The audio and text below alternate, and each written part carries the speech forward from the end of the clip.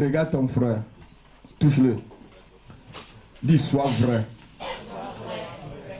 Sois sincère. Alléluia.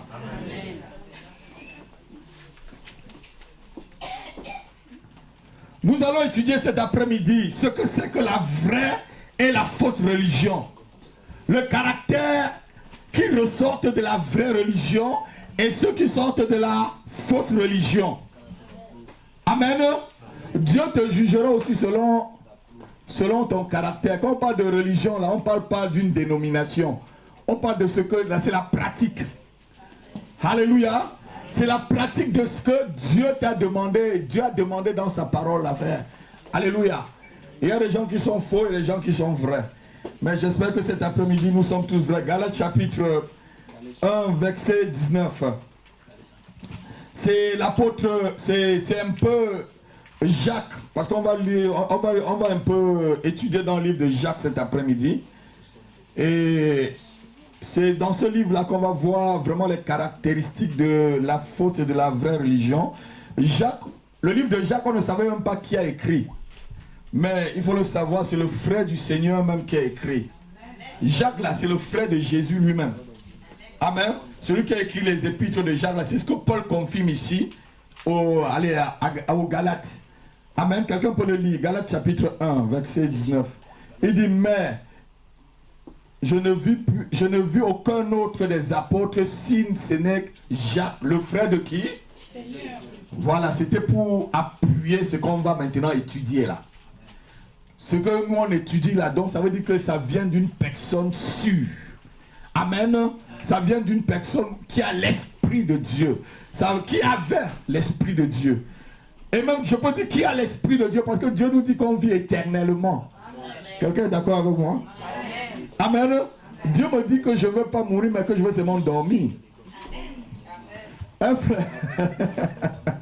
Alléluia. Amen.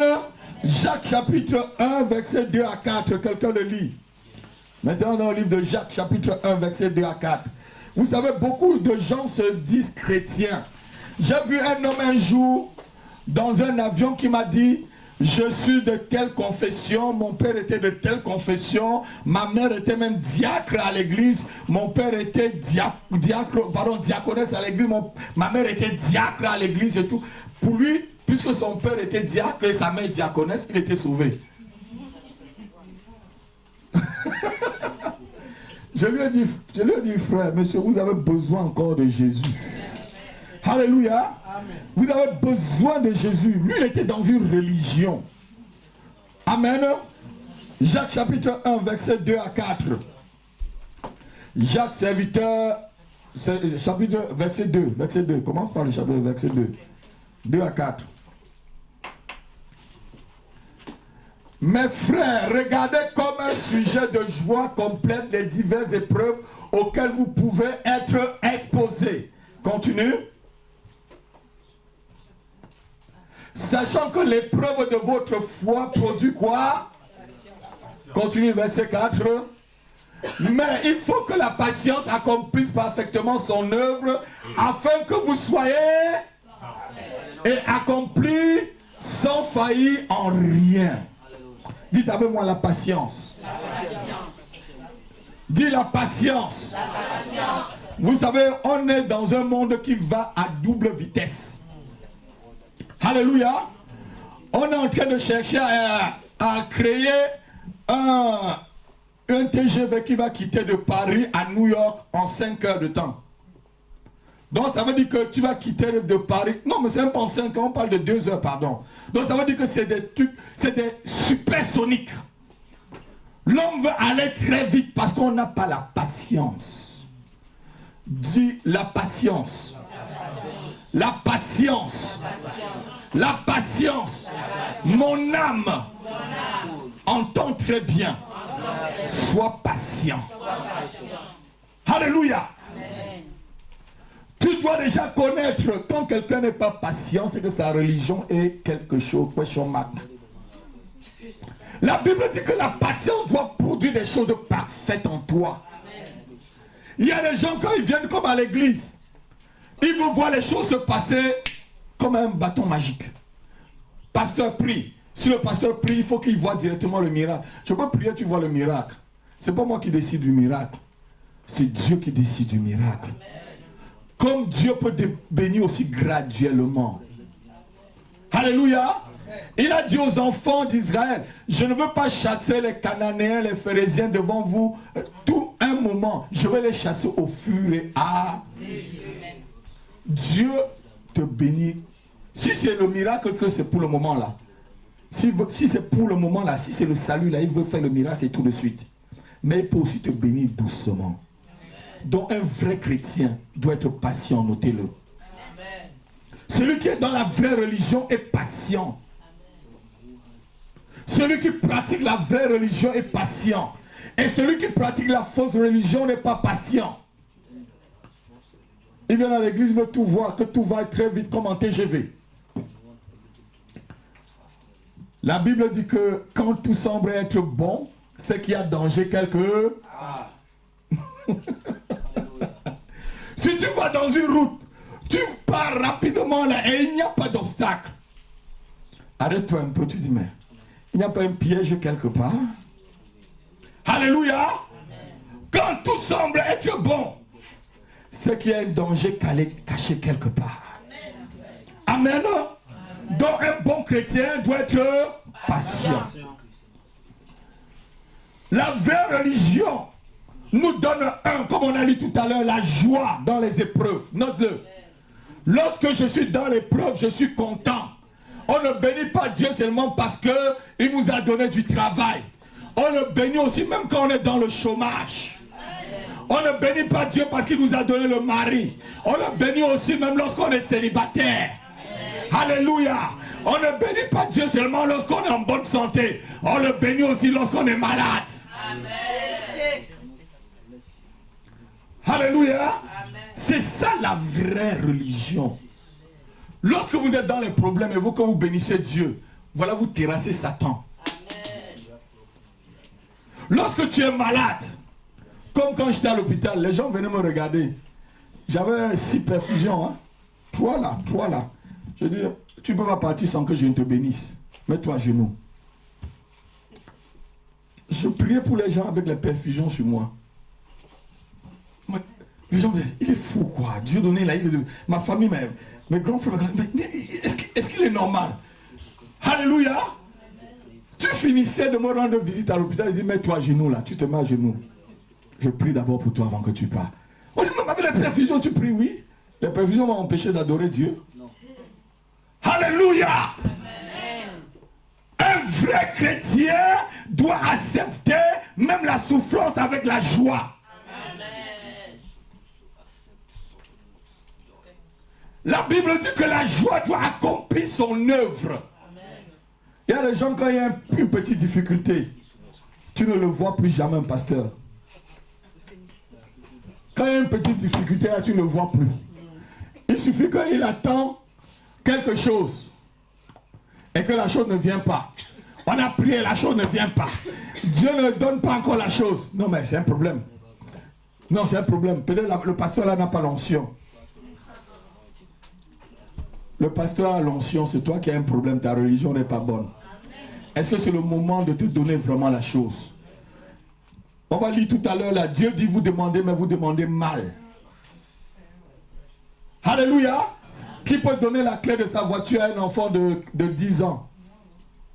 Tu peux envoyer ton enfant de 10 ans d'aller voyager avec ta voiture, ma soeur? Il y a souvent, Dieu ne te donne pas quelque chose parce que tu n'as pas encore atteint l'âge spirituel pour recevoir la chose. Dis Amen avec moi. Amen. Tu n'as pas encore atteint l'âge spirituel pour le recevoir. Il y a des choses que je reçois aujourd'hui. Alors que j'ai demandé, j'étais bébé. Peut-être s'il me donnait en ce temps-là, je devais faire la catastrophe. Je ne veux faire des accidents. Alléluia. Tu dois accepter toutes les situations avec joie. Ça, c'est la vraie religion. Amen. Amen.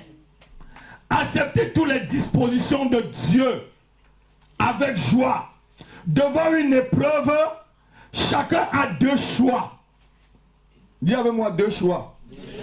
Lorsqu'il y a une épreuve là, soit tu l'acceptes avec joie, soit tu vas vers la tentation.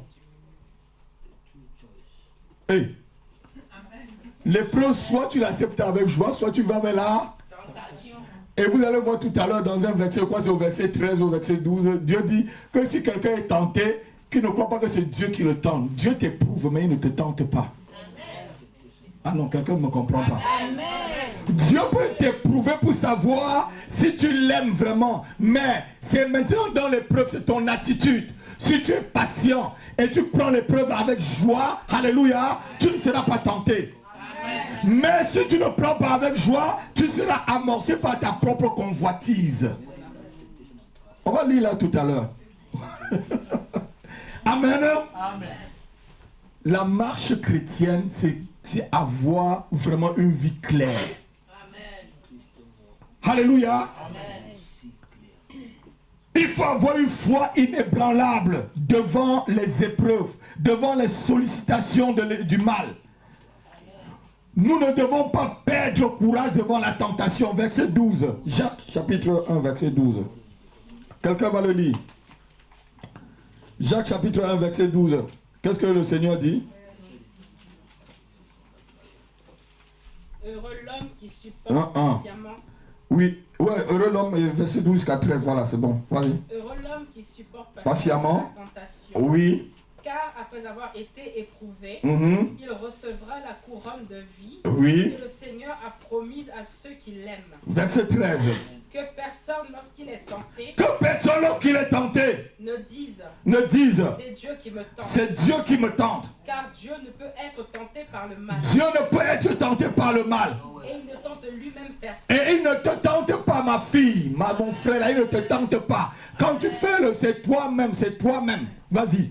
Mais chacun est tenté. Mais chacun, Dieu dit bien, continue. Quand il est attiré, quand il est attiré et amorcé par sa propre convoitise. Verset 15. Puis la convoitise, lorsqu'elle a conçu, enfante le péché. Oui. Et le péché étant consommé, produit la mort. Alléluia. Amen. Donc lorsque tu es tenté là, lorsque tu as des mauvaises pensées là envers le pasteur, envers le frère, envers la soeur, ce n'est pas que c'est Dieu qui te tente. La mauvaise pensée, tu peux la chasser. Amen. Tu es d'accord avec moi? Ta pensée peut te dire vol. Tu dis je ne vole pas. Mais si ta pensée te dit vol, ta main tend directement. C'est après que tu dis ah j'ai volé. Et quand tu dis même, ah j'ai volé, tu ne vas pas remettre. Restitution. Il y a des gens, ils marchent encore avec des trucs volés chez eux. Il faut aller restituer. Si tu es chrétien, tu as quelque chose volé chez toi, va remettre à la personne. Hein? Ou le costume ou les chaussures de quelqu'un que tu as volé, va remettre. Amen. Il dit, j'ai déjà demandé pardon à Dieu. Non, tu as demandé pardon, mais restitue. Amen. Voilà la différence entre la fausse et la vraie religion. Celui qui est dans le vrai, il va demander pardon, il va aller restituer. Et celui qui est dans la fausse religion, il va demander pardon et il ne va pas aller restituer. Qui est vrai entre les deux? Celui qui a restitué. Celui qui a restitué. Alléluia. C'est celui qui a demandé pardon et il est parti restituer. Amen.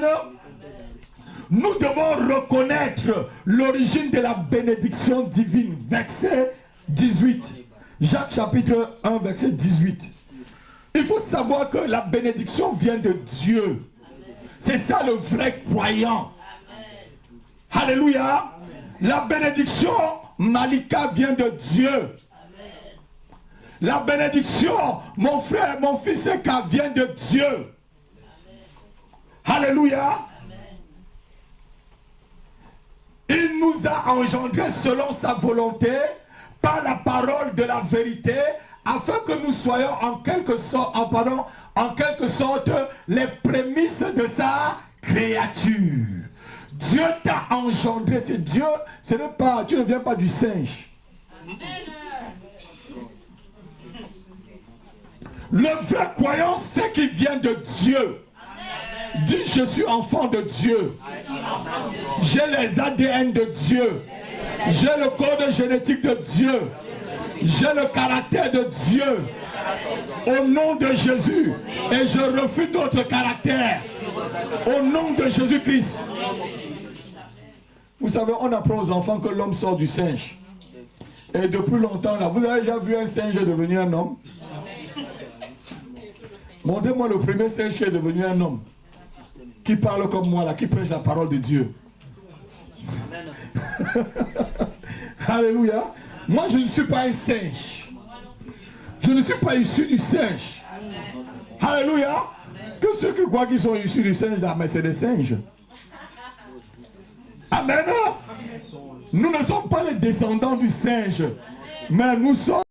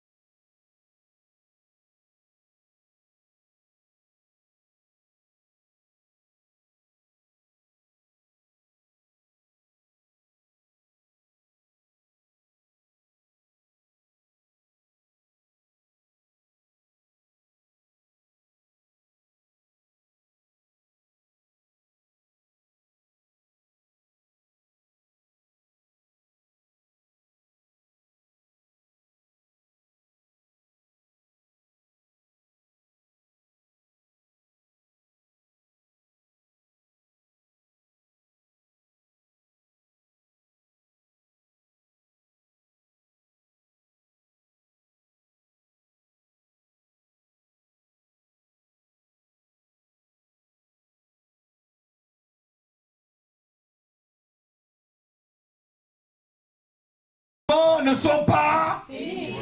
On s'arrête d'abord là, on va lire. Ces commandements ne sont pas pénibles. Mais pourquoi vous croyez que le commandement de Dieu est dur? Dieu lui-même dit, ces commandements ne sont pas pénibles. Verset 4. Parce que tout ce qui est né de Dieu triomphe de quoi? Du monde.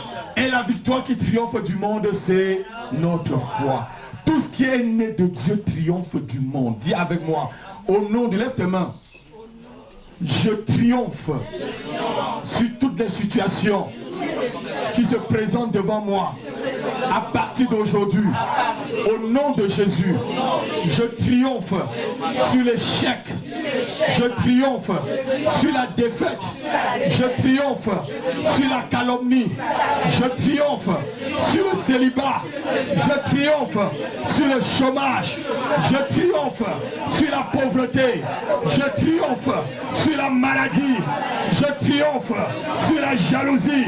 Je triomphe sur les calomnies. Au nom de Jésus. Au nom de Jésus. Amen. Ce qui est né de Dieu triomphe du monde. Si tu es vraiment dans la vraie religion, tu dois triompher du monde. Le monde, ce n'est pas le cosmos qu'on voit. Le monde, c'est toutes les situations que nous traversons, mon fils. Aucune situation ne doit t'amener à régner Dieu. Alléluia. Job n'a-t-il pas tout perdu en un seul jour? Job, il a tout perdu en un seul jour. Si c'est toi, tu vas dire quoi? Donc ça veut dire qu'un seul jour là, il devient un SDF. Ah, peut-être que c'était même en hiver, je ne sais pas, parce que la Bible ne dit pas. Rends-toi compte qu'en hiver là, tu deviens SDF. Tu vas régner Dieu. Alléluia. Mais Job a dit, je sais une seule chose. Je sais que mon Rédempteur est vivant. Même sa femme lui a dit, mais maudit Dieu et tu meurs. Vous voyez le caractère de sa femme? Maudit Dieu et tu meurs. Il a dit, tu parles en insensé. Alléluia. Elle parlait vraiment en insensé, elle était folle. Insensé veut dire folle. C'était les paroles d'une insensée. Même si Dieu fait n'importe quoi, même n'importe quelle situation dans ta vie, bénis toujours. Ça, c'est le caractère de quelqu'un qui est vraiment rempli de Dieu. La vraie religion triomphe du monde. Car l'amour de Dieu nous fait triompher de toutes les convoitises du monde. Ceci pour dire quoi? Ceci pour dire que chaque enfant de Dieu doit triompher des choses qui l'accablent. Amen. C'est-à-dire, si tu portes les choses en toi, les situations, on m'a insulté, on m'a fait ceci, il y a des gens qui ne viennent que raconter leur misère. Tu lui demandes de mettre en pratique. Tu lui dis des choses qu'il va mettre en pratique, il va toujours continuer à te raconter ses misères. Si vous êtes responsable, quand quelqu'un raconte beaucoup ses misères, tu lui donnes la solution, laisse-le à côté, tu vas vers celui qui va mettre en pratique. Vous avez compris ce que je dis, non? Tu conseilles quelqu'un 2-3 fois, il ne veut pas mettre en pratique. Mais qu'est-ce que tu dois faire? Mets-le à côté, tu vas faire celui qui va mettre en pratique. Il y a des gens qui viennent vers toi, mais ils ont déjà la solution à leurs problèmes. Vous savez, il y a mon cousin qui m'a raconté une histoire. On a un neveu qui l'a appelé à son bureau. Il lui dit, bon, moi je viens te voir. J'ai un problème, mais j'ai déjà la solution. Mon cousin lui dit, mais c'est très bien, viens alors me voir. Puisque tu as un problème, mais tu as déjà la solution, viens me voir. Il y a des gens qui t'appellent, ils ont un problème, mais ils connaissent déjà la solution à leur problème. Tu vas encore les conseiller comment? Alléluia. Mais dans toutes les situations, glorifie Dieu. Et mets la parole de Dieu en pratique. Ça, c'est la vraie religion. C'est comme ça qu'on reconnaît un enfant de Dieu d'un enfant qui n'est pas de Dieu. Alléluia.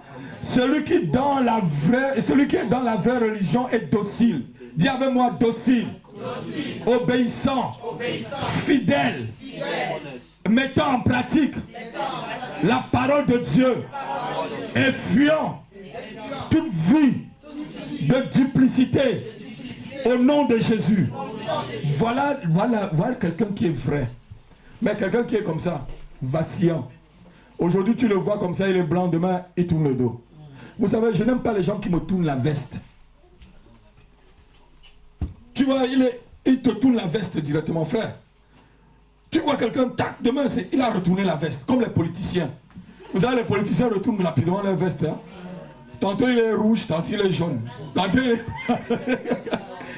il est gauche, il est droite. Tantôt il est au milieu, il est au centre. Amen. Vous savez que les politiciens sont comme ça, ils tournent vite leur veste. Non, un enfant de Dieu ne doit pas tourner sa veste. Tu dois garder ton identité. Quelle qu'en soit la situation que tu vis, tu dois garder ton identité. Amen. C'est ça la vraie religion. Et c'est quoi maintenant la fausse religion?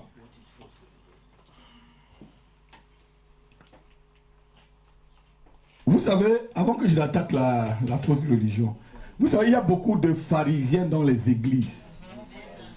Les pharisiens, c'était des gens très hypocrites. Et les églises sont pleines de pharisiens. Comme au temps du Seigneur, le Seigneur est venu, c'était aux pharisiens et aux scribes de mettre la parole de Dieu en pratique, même d'abord dans leur propre vie. Mais ils pouvaient lire ça dans le temple, mais regardez ce qu'ils faisaient dehors. Jésus les appelait le tombeau blanchi. Parce que les dedans là étaient pourris, c'était des cadavres à l'intérieur. Mais tu vas les voir dans les lieux publics. Bonjour mon frère. Bonjour ma soeur. Alléluia mon frère. Alléluia ma soeur. Sois béni. Ouais, c'est ça la vraie religion. Mets vraiment la parole de Dieu là en pratique. C'est ça qui porte le fruit. Et si tu as un problème avec un frère, regarde-le dans les yeux, tu dis frère, ce que tu m'as fait là, ça ne m'a pas plu. Mais je veux qu'on s'entende, on se demande pardon. Tu regardes dans les yeux. Pas jouer à l'hypocrisie. Entre un vrai chrétien et un faux chrétien, celui qui met la parole de Dieu en pratique, c'est celui-là qui ne vit pas dans l'hypocrisie.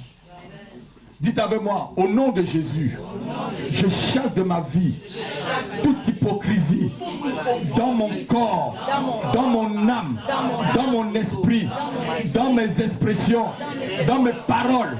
Je chasse l'hypocrisie dans mes relations. Au nom de Jésus, esprit d'hypocrisie,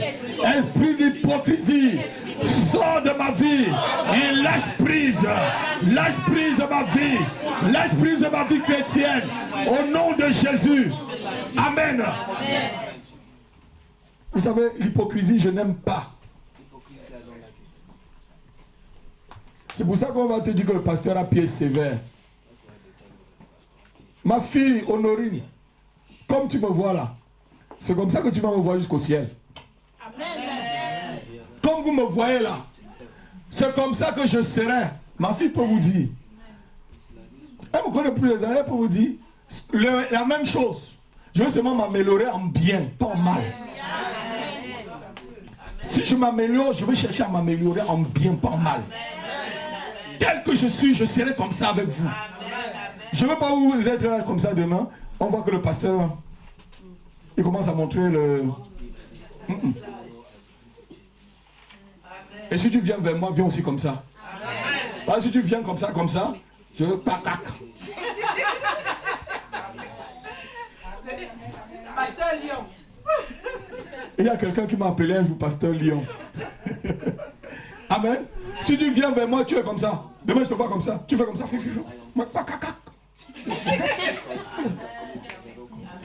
Ou tu viens déjà noir, je sais que tu es noir. Et je sais à qui je m'attends. Si tu viens blanc, je sais que tu es blanc. Je sais en qui je m'attends. Mais quand tu avais un caméléon là, les caméléons sont plus dangereux. Le caméléon, tu ne sais pas là où tu vas l'attaquer. Hein? Quelqu'un te dit une chose aujourd'hui, demain il te dit le contraire. Demain il te dit encore le contraire de ce qu'il t'a dit. Oh, c'est quoi cette histoire-là? Si on est dans une direction, allons dans la direction. Amen. C'est ça la vraie religion. Pas être comme ça. Vous connaissez un peu ce que je dis, non? Vous avez déjà eu des relations avec des gens comme ça. Et ils vont meubler toujours ça avec le Seigneur m'a dit. Quand tu me dis que le Seigneur t'a dit, tu vois encore que je dis quoi? Que je veux lutter contre Dieu? Vas-y alors, le Seigneur t'a dit. Même si je sais que le Seigneur ne t'a rien dit. Tu m'as rien dit que le Seigneur m'a dit. Qui suis-je pour lutter contre le Seigneur? Le Seigneur qui t'a parlé. Vous savez, les religieux, ceux qui sont dans la fausse religion, ils vont toujours couvrir les paroles, les désirs de leur cœur ou les pensées de leur esprit, tout par le Seigneur m'a dit. Bon, le Seigneur t'a dit, bon, qu'est-ce que tu veux que je fasse? Qui suis-je? Si tu es blanc, reste blanc, ma fille. Amen. Amen. Et si tu es noir, cherche à te blanchir pour devenir aussi blanc. Que ceux qui ont des oreilles pour entendre puissent entendre. La fausse religion. Toujours à travers les épîtres de Jacques, on va voir ce que c'est que la fausse religion. Jacques chapitre 1, versets 22 à 24. Quelqu'un va le lire rapidement pour qu'on avance. On n'a plus assez de jeu. Je veux finir le message là cet après-midi. Il faut que je le finisse. Jacques chapitre 1, verset 22 à 24. Quelqu'un le lit?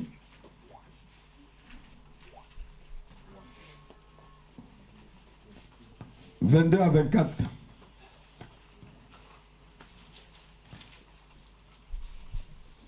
Mettez en pratique, voilà, vas-y. Mais mettez la parole en pratique. Oui. Et ne l'écoutez pas seulement, mais séduisez.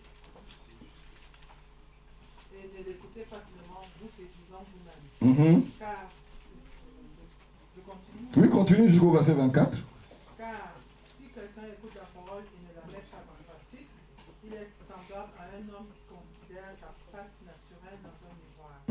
Car il s'est considéré lui-même et s'en est allé, et aussitôt il a oublié quel il était. Amen. Je vais lire ma version. Mettez en pratique la parole et ne vous bornez pas seulement à l'écoute, en vous trompant vous-même par des faux quoi raisonnements. Car si quelqu'un écoute la parole et ne la met pas en pratique, il est semblable à un homme qui s'est regardé son visage dans un miroir, son visage naturel, pardon, mais qui après s'être regardé s'en va et oublie aussitôt comment il était. Si tu viens ici, s'il te plaît, et que je prêche, mets la parole que je te dis en pratique, ma fille. Ça va porter des fruits dans ta vie. Alléluia. Mets en pratique ce que je te dis, ma fille. Mets en pratique ce que je te dis, mon frère, pour que ça porte des fruits dans ta vie. Sinon, si tu viens, Dieu te dit que tu es laid, et que tu vois bien que tu es laid, mais tu ne peux pas aller changer. Mais si tu vois que Dieu te dit que tu es sur un mauvais chemin, change directement de direction. Vous savez, beaucoup, la parole reste dans la tête. Ça ne descend pas dans le cœur. Ceux qui marchent dans la fausse religion, c'est ceux dont la tête est pleine, mais le cœur est vide. Quelqu'un n'a pas compris. La tête est pleine de la parole de Dieu, mais le cœur et la vie est vide des œuvres divines. C'est ça la fausse religion. Alléluia. C'est quelqu'un qui peut te prêcher de Genèse à Apocalypse. Mais quand tu regardes sa vie, il n'y a rien à l'intérieur. Alléluia. Amen.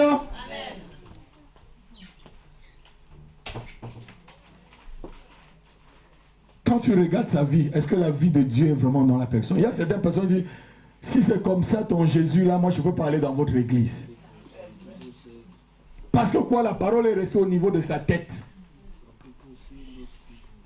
Et on devient des politiciens dans l'église. Je les appelle des politiciens religieux.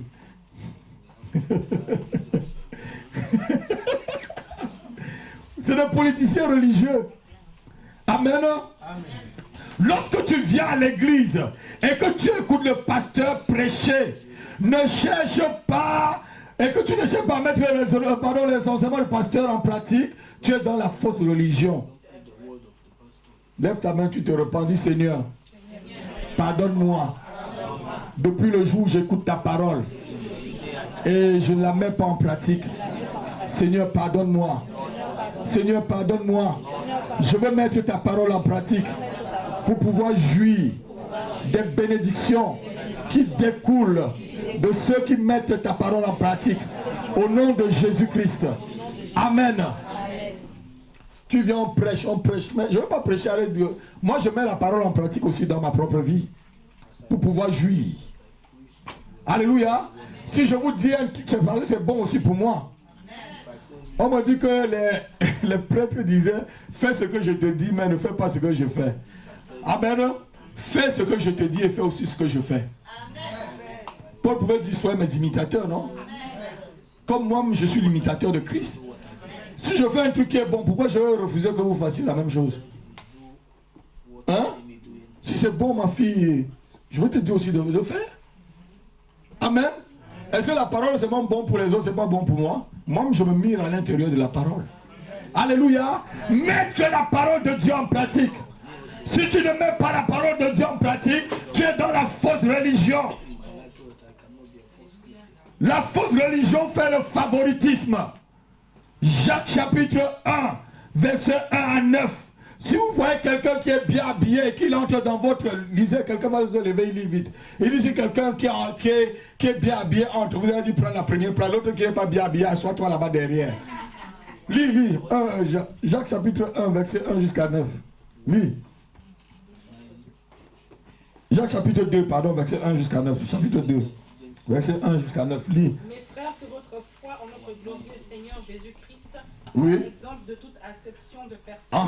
Ça veut dire de toute différence. Continue. Supposez en effet qu'il entre dans votre assemblée un homme avec un anneau d'or et un habit magnifique, oui. Et qu'il en entre aussi un pauvre misérablement vêtu. Oui. Si tournant vos regards vers celui qui porte l'habit magnifique, vous lui dites, toi, assieds-toi ici à cette place d'honneur. Oui. Et si vous dites au pauvre, toi, tiens-toi là-bas derrière, puisque tu es mal habillé. Ou bien assieds-toi au-dessus de mon marchepied. Ne faites-vous pas en vous-même une distinction et ne jugez-vous pas sous l'inspiration de pensées mauvaises. Continue, ma fille. Écoutez, mes frères bien-aimés, Dieu n'a-t-il pas choisi les pauvres aux yeux du monde pour qu'ils soient riches en la foi? Amen. Continue. Et héritiers du royaume qu'il a promis à ceux qui l'aiment? Et vous avilissez le pauvre. Ne sont-ce pas les riches qui vous oppriment et qui vous traînent devant les tribunaux? Ne sont-ce pas eux qui outragent le bon nom que vous portez? Si vous accomplissez la loi royale, selon l'Écriture, tu aimeras ton prochain comme toi-même, vous êtes bien. Mais si vous faites acception de personne, vous commettez un péché, vous êtes condamnés par la loi comme des transgresseurs. Amen. Le favoritisme. Alléluia. Celui qui est dans la fausse religion va faire le favoritisme. Vous avez bien lu là. Donc il va juger selon l'apparence. Il te voit dans l'apparence. Si tu viens là bien costumé avec un anneau d'or. Vous savez, j'aime l'or. Hein? L'or et l'argent appartient à mon père. Si tu as le moyen pour acheter ton or, achète des mains. Alléluia. Amen. Tu travailles dur comme moi là. Je travaille à la sueur de mon front. Tu travailles dur comme moi. Tu peux acheter ton or. Pars-toi d'or. Ceux qui te disent de ne pas te parer d'or là, menteur. Pars-toi d'or. Alléluia. Tu viens ici que tu travailles, tu as de l'argent. Frère, si tu as de l'argent pour te parer d'or, pars-toi d'or. Amen. Parce que même au ciel, on te dit que les routes seront en or. Tu vas marcher sur... Les rues sont en or. Amen. Et pourquoi sur la terre, tu ne peux pas déjà ramasser les miettes que le Seigneur a envoyées et tu te pars un peu avec? Bon, je passe dessus. Donc, quand quelqu'un vient, quand quelqu'un est dans une fausse religion, il juge selon l'apparence. Il ne juge pas selon l'esprit. Ils vont même donner des postes dans l'église selon l'apparence de l'autre. Si tu es plus riche que l'autre, on te donne le poste de diacre. Bon, puisque tu es plus spirituel seulement, tu pries comme l'apôtre Paul, on ne te donne rien. Reste là-bas derrière, reste à l'intercession. Reste à l'intercession. Alors que c'est toi qui devais être diacre ou diaconesse. Vous êtes d'accord avec moi, non? Mais puisque tu es plus riche dans les grosses dîmes, viens t'asseoir ici devant là. Les projets financiers, là, on fait ça sur toi. Favoritisme, fausse religion, pharisien. Dites avec moi, Au nom de Jésus, esprit de favoritisme, sors de ma vie. Esprit de pharisien, sors de ma vie. Esprit de scribe, d'hypocrisie, sors de ma vie. Au nom de Jésus. Alléluia. Je crois que quelqu'un devait acclamer le Seigneur. Je crois que quelqu'un devait acclamer le Seigneur. Je crois que ce message te plaît. Je crois que tu devais acclamer le Seigneur. Alléluia. C'est-à-dire, vous allez voir. Je parle parce que je connais. Le pasteur est témoin. On a 2 hommes, c'est-à-dire, ils peuvent être témoins. Il y a des églises où vous allez. Vous voyez des responsables là. Ils ne devaient pas être vraiment responsables. C'est pour ça qu'on fuit le pasteur, puis on va parler mal de moi, on va parler mal comme vous voulez, je continue le chemin. Je continue à faire ce que Dieu m'a demandé de faire. Amen. Dites ce que vous voulez. Je continue. Alléluia. Et je ferai ce que mon Dieu m'a demandé de faire. Il y a des gens qui sont à l'église. Vous savez, je vous dis toujours, même si c'est Jacques Chirac, même si c'est Hollande qui entre là, Hollande doit aller s'asseoir, je vais l'apprendre le b.a.-ba de l'évangile. S'il ne veut pas qu'il aille à l'Élysée, m'attend le jour où je viendrai à l'Élysée. Quand on est ici, c'est Dieu qui commande. Et quand tu viens là, tu viens apprendre. C'est pas parce qu'il est monsieur le ministre qui va entrer directement, je vais lui donner la place du frère ou de la sœur. Est-ce qu'il a le même niveau spirituel que la sœur Nadège? Non. Alléluia. Même si c'est sa dîme qui nous paye la salle, même si c'est la dîme qui nourrit ma famille et moi pendant 10 ans, tu apprends. C'est ça. Vous savez, je vous dis, il y a des responsables dans certaines communautés que le frère ou la sœur ne devait pas être responsable. Il devait être assis là, apprendre très bien, être bien formé. Mais c'est la Bible dit, c'est les riches là qui vous... Paul sait ce qu'il entend. Quand il parle des riches, il dit que ce n'est pas eux qui vous traînent au tribunal, c'est pas eux qui vous... C'est parce qu'il y avait le favoritisme dans l'église. C'est pour ça que Jacques parle. Il parle comme ça aux chrétiens comme toi et moi. De ne pas faire le favoritisme. Amen, amen. Alléluia. Amen. Si tu veux, viens, donne-moi même un bâtiment. Mais ta vie spirituelle là. Donne-moi même un bâtiment. J'ai envie d'un bâtiment où on va louer le Seigneur jour et nuit sans... Donne-moi. Mais ta vie spirituelle là. Si elle n'est pas correcte, tu dois apprendre. Je vais t'apprendre le b.a.-ba. C'est parce que tu as donné le bâtiment à l'église directement que je veux dire assez qu'à bon, puisque tu n'es qu'un petit électricien là, tu laisses ta place au frère. Parce que celui qui a donné le bâtiment, il donne la plus grosse dîme. Non. Si c'est le frère Seka qui va l'enseigner, il va l'enseigner le b.a.-ba là, comme j'étais appris. S'il est obéissant, s'il est un vrai croyant, il va accepter cela. Amen. S'il est un vrai, il va l'accepter. Vous savez, c'est comme ça qu'on juge les hommes. C'est comme ça qu'on juge même les pasteurs. C'est comme ça qu'on juge même les hommes de Dieu. Alléluia. Un homme de Dieu, c'est celui qui connaît aussi s'asseoir et écouter. Lorsque vous allez atteindre le niveau où je vais m'asseoir, je dis que c'est toi seul qui exhorte tel jour. Je m'assois là, j'écoute. Même par la bouche d'un enfant, Dieu peut te parler.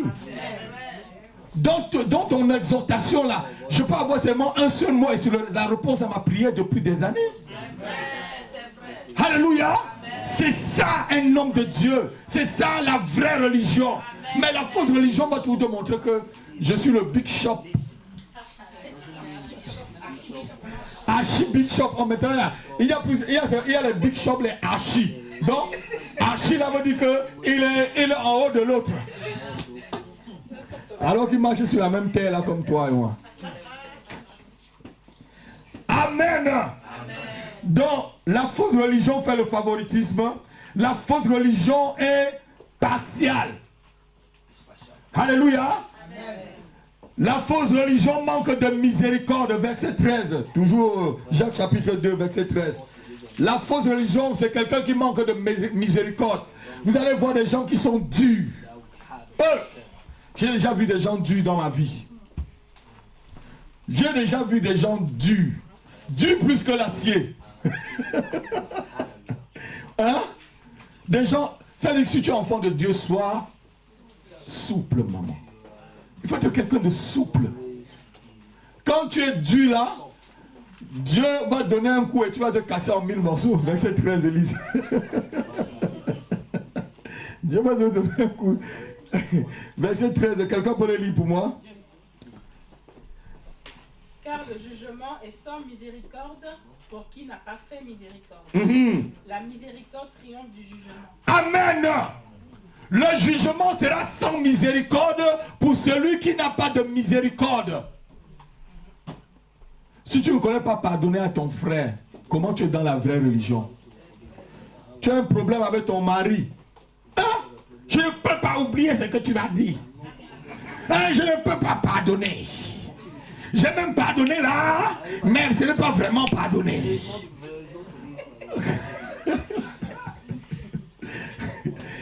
Le jour où le frère vient, peut-être il a mis sa paire de chaussures à gauche ou à droite. Ah, tu es toujours comme ça, tu te rappelles de ce que tu as fait? Et tu as sorti un truc de 25 ans. Et la miséricorde, s'il te plaît. Alléluia. Et le pardon.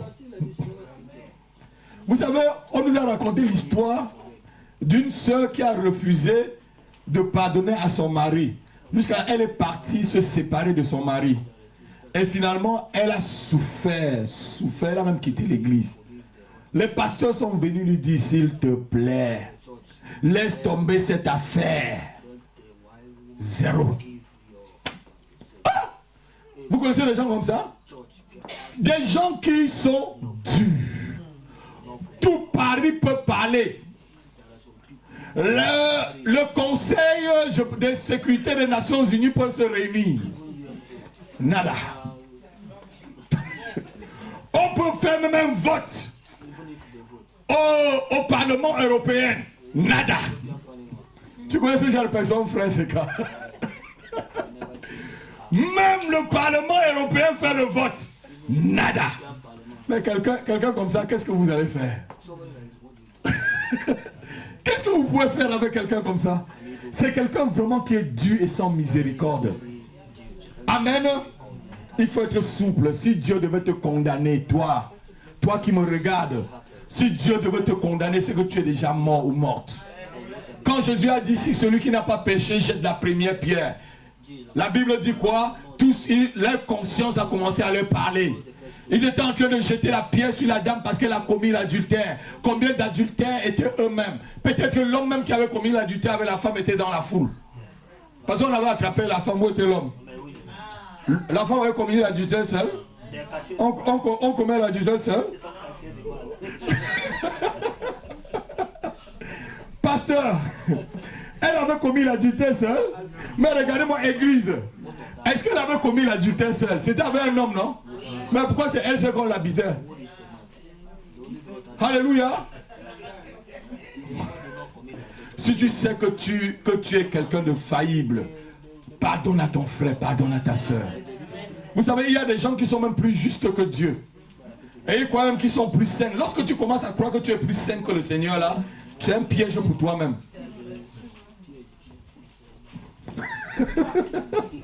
C'est un piège. Alléluia. Alléluia. La profession de foi n'accompagne pas la pratique. Ça, c'est la fausse religion. Les gens confessent qu'ils sont enfants de Dieu, mais tu ne vois rien de Dieu en eux. Parce que ce qu'ils confessent, c'est différent de ce qu'ils pratiquent. Je vous ai dit que Dieu, ce n'est pas les sympathisants. Être chrétien, là, ce n'est pas la propagande. Dis-moi, c'est pas la propagande. C'est pas la propagande.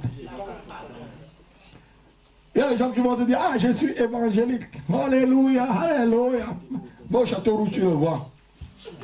Il passe dans le château rouge, on piétine son pied. Eh, monsieur, est-ce que tu as vu ma chaussure là? C'est le Charles Jourdain. Tu viens de me piétiner.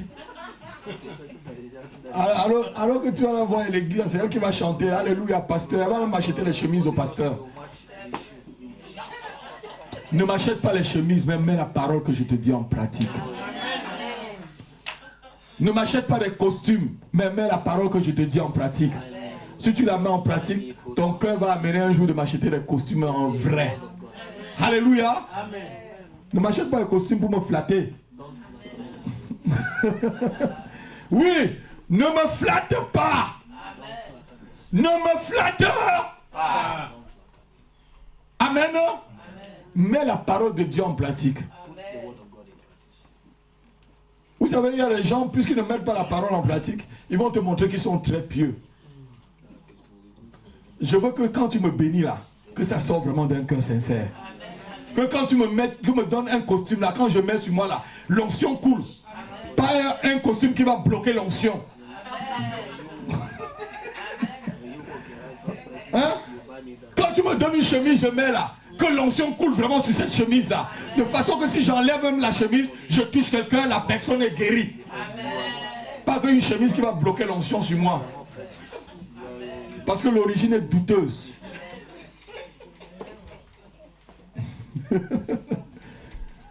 Ah, excusez-moi, peut-être que je suis trop dur. Hein? J'ai dit ici là, la semaine passée, je vous ai dit ici là. On mange le maïs mais avec le caillou. Alléluia. Amen. Que tu le veux ou pas, tu vas grandir. Amen. Amen. Bien, la vérité va te faire grandir. La Bible dit tu connaîtras la vérité et la vérité t'affranchira. Amen. Amen. La vérité va t'amener loin. Amen. Si tu la mets en pratique. Amen. Alléluia. Amen. La fausse religion, c'est l'acceptation intellectuelle des vérités divines. Une acceptation intellectuelle. Dieu n'est pas dans l'acceptation intellectuelle. La Bible dit que la lettre tue.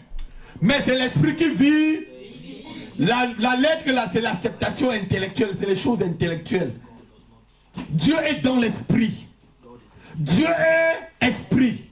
Dieu regarde dans ton esprit. Dieu ne regarde pas ta connaissance intellectuelle. Vous allez voir des religieux, ils vont commencer à te réciter des choses où... Non, Dieu n'est pas là-dedans. Dieu est dans la pratique et dans l'esprit. Alléluia.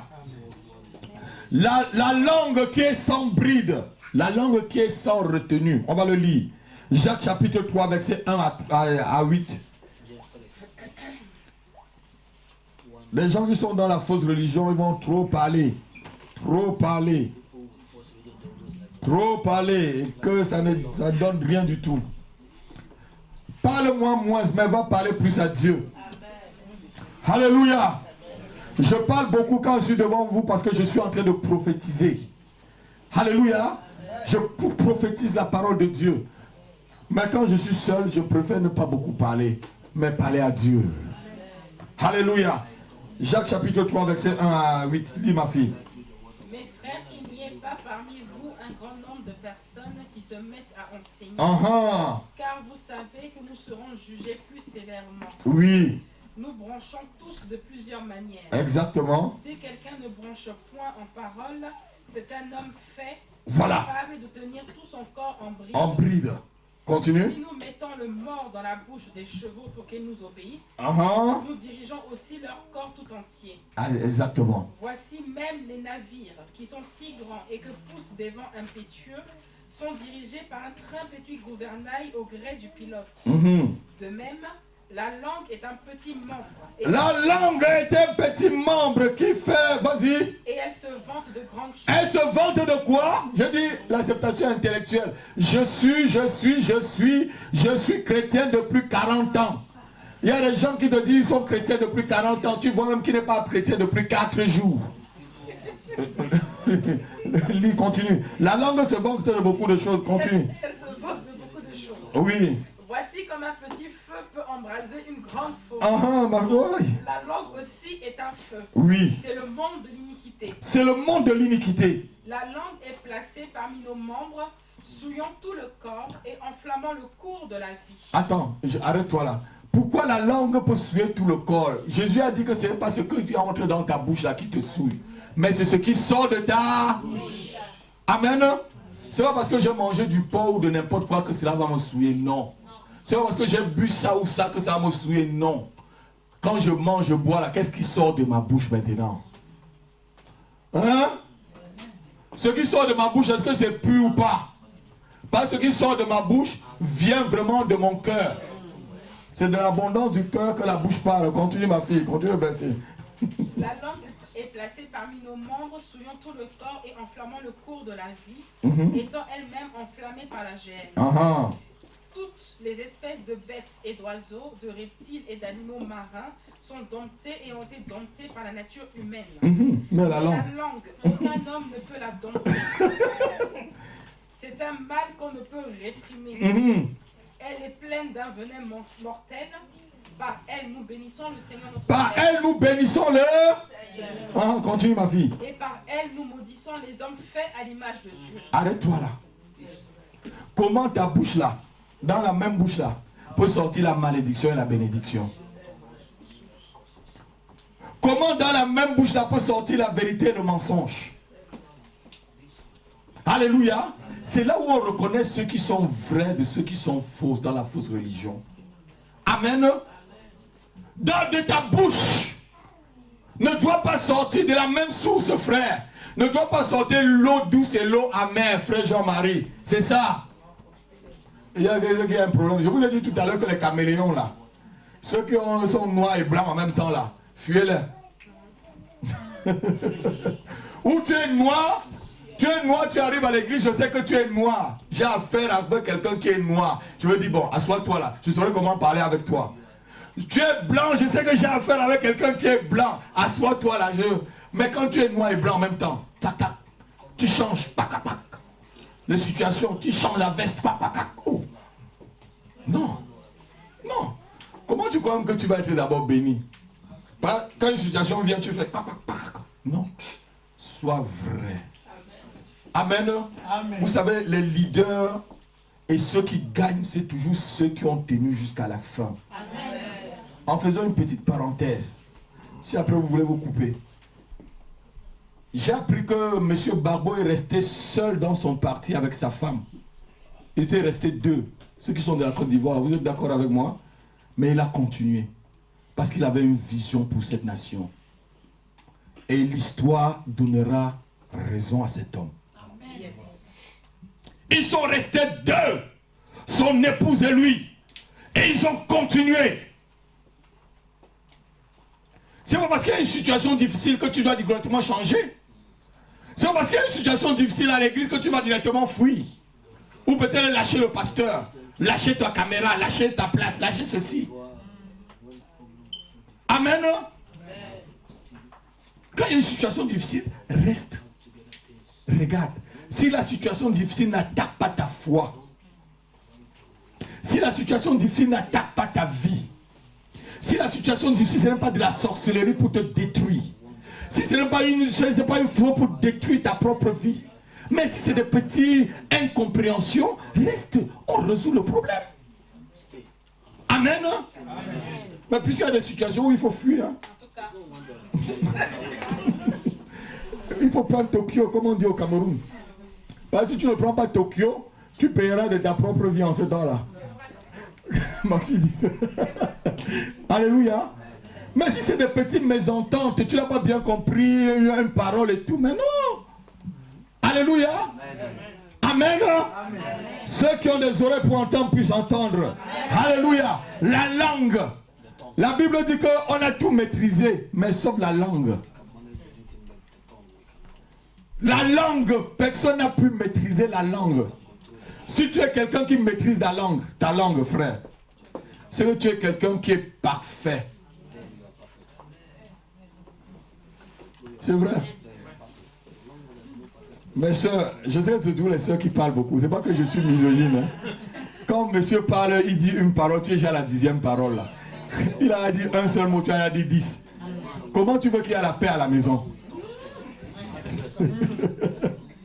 Alléluia. Je vous ai donné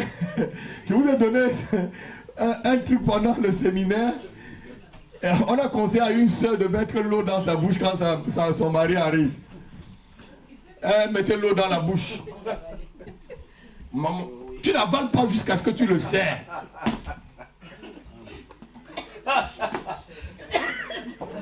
Amen. Oui, quand son mari arrivait, il dit un mot, elle saute, dit c'est sexuel. puisqu'elle avait l'eau dans la bouche, et que l'homme de Dieu lui a dit, tu n'avales pas l'eau jusqu'à ce que tu aies fini de manger, il va dormir, et tu parlais, soit tu veux, tu avales l'eau. Amen. Amen. Vous voyez des petites choses comme ça. Et ça a permis qu'il y ait eu la paix à la maison. Quand son mari se à la porte, elle prend directement l'eau.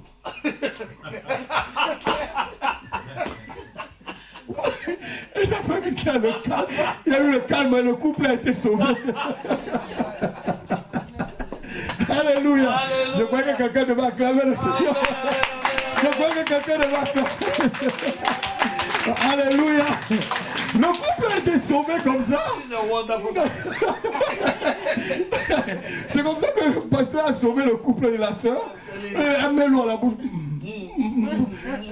Et c'est quand elle-même a fait le témoignage qu'on a su que le pasteur l'avait conseillé. Amen. Amen. La langue. La langue, la bouche là. Il y a des gens, quand ils commencent à parler, c'est comme si on avait ouvert RFI. RFI. Ça ne s'arrête pas. Amen. Ta langue. Alléluia. Amen. Il y a aussi ce qu'on appelle l'agitation. Ceux qui sont dans la fausse religion sont très agités. Jacques chapitre 4, verset 1 à 2. Ils sont très agités.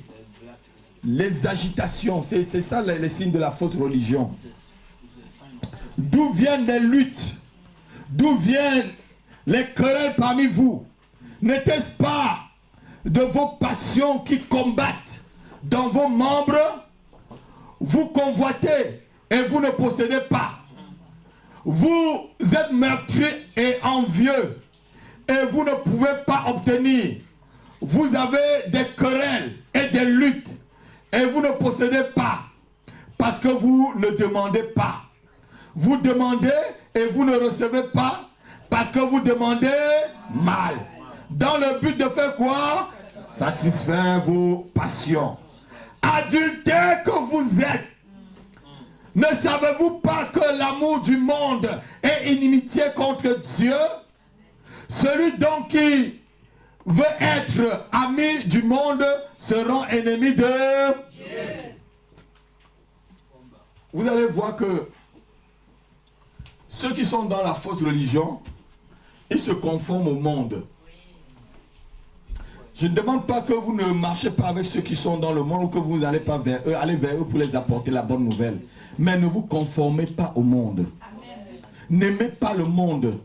N'aimez pas les choses qui sont dans le monde. N'aimez pas ce que le monde vous présente. Alléluia. Tout à l'heure, je partageais un peu avec mon épouse sur ça. Il dit, ceux qui sont dans la fausse religion, ils aiment toujours avoir les premières choses que le monde a. Si un mondain a peut-être un grand congélateur, vous savez, il y a des congélateurs américains. Je ne peux pas rire parce que nous, on sait qui a le congélateur américain. Amen. Il faut que tu aies aussi un congélateur américain. Même si tu dois aller t'endetter. Non, ne vous conformez pas. Tout ce que le monde te donne n'est pas bon. Il faut trier ce que le monde te donne. Tout ce que le monde dit n'est pas bon. Il faut trier ce que le monde te donne. Alléluia. Tout ce qu'on voit dans le monde n'est pas bon. Amen. Alléluia. Il faut avoir le discernement. Pour prendre à l'intérieur ce qui est bon et ce qui est mauvais, tu jettes à côté. Alléluia. Et la Bible dit que vous demandez mal. Parce que vous voulez satisfaire votre convoitise. Vous avez des luttes à l'intérieur. Pourquoi on a souvent des luttes? Hein? Regardez-moi, pourquoi on a souvent des luttes? Nadège? Parce qu'on attend, ça ne vient pas. On attend, ça ne vient pas. On est impatiente. On attend, ça ne vient pas. Pourquoi tu attends que ça vienne? Ça vient pour que tu puisses accomplir quoi vraiment? Pour que tu puisses montrer que je suis. Je suis. Est-ce que vous m'avez vu? Vous savez, il y a des gens qui sont dans le m'as-tu vu? Comme ma feu tante disait. Elle avait acheté une Mercedes 500. Vous savez, au Cameroun, lorsqu'on avait la Mercedes 500, c'est le dernier cri de Mercedes.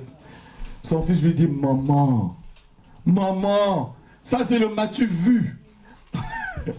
Oui, parce que quand elle passait, on savait que c'est soit un ministre qui est en train de passer, soit c'est quelqu'un de très riche. Passe inaperçu. La gloire de Dieu qui est sur toi va faire même que tu ne peux pas passer inaperçu. Quand vous êtes vraiment la lumière, quand vous êtes vraiment la lumière, ma fille, Hélène, vous passez quelque part, la gloire de Dieu qui est sur toi va briller sur cet endroit-là. Alléluia. Amen. Quand tu es dans la vraie religion, quand tu es n'importe où, la gloire de Dieu va briller. Amen. Même si tu te caches, ça va briller. On va dire non, il y a quelque chose là-bas. Alléluia. Amen. Tu peux te lever et puis on va prier. Amen. Que ceux qui ont des oreilles pour entendre puissent entendre ce message.